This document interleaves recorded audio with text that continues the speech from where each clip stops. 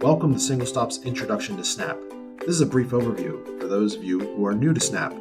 Afterward, you can download information that is specific to your state so that you are ready to help clients with this incredible benefit. Today we're going to be talking about SNAP. What the heck is SNAP? SNAP is a supplemental nutritional assistance program. It used to be called food stamps. Gotcha. Now we call it SNAP, and SNAP offers nutrition assistance to millions of eligible, low-income Americans.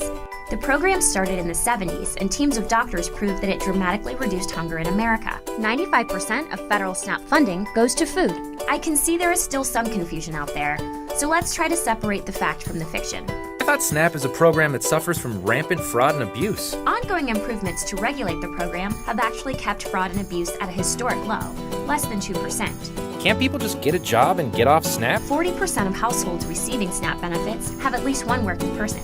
The reality is that SNAP provides a vital lifeline so that people and their families can get back on their feet while they search for work.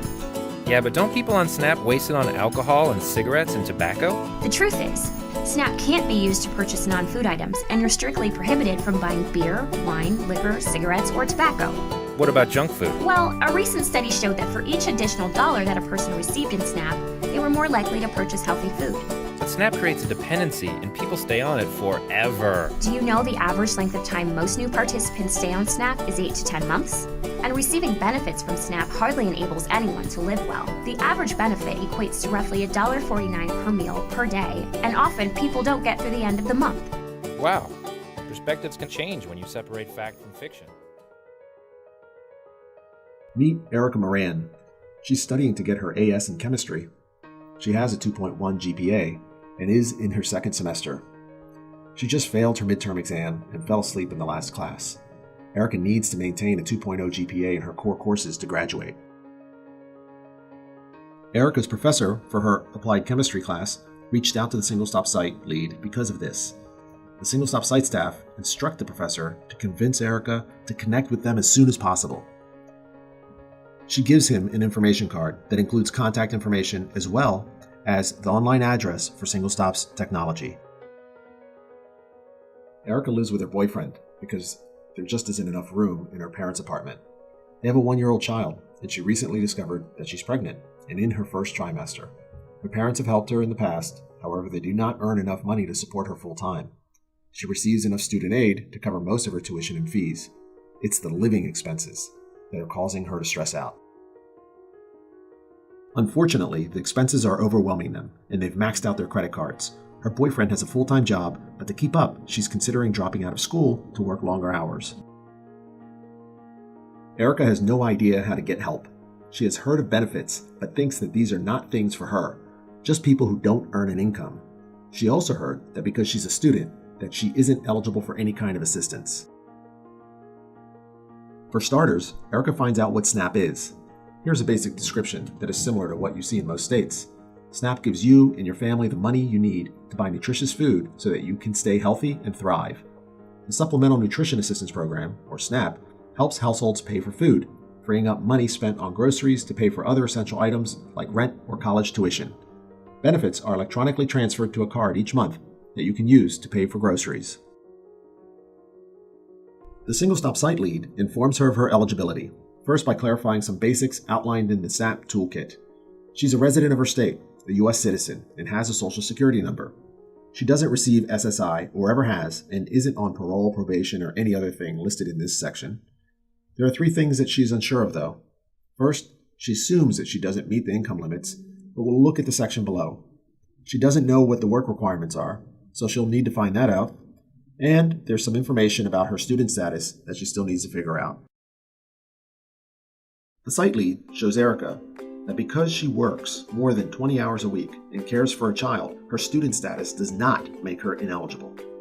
She finds it interesting that participating in other programs, like work-study, are exceptions to that rule. She sees that there is a section on immigrants as well that outlines some criteria that would be helpful to her friends who think that they are ineligible simply because they are not citizens. Erica informs you that she makes $9 an hour and works 21 hours a week, working as a home health aide. She has the opportunity to work full-time and get benefits plus the extra income. Her boyfriend makes $9.50 an hour and works 40 hours a week as a salesperson in retail. So her total income is $819 a month, and her boyfriend's is $1,646, for a total income of $2,465.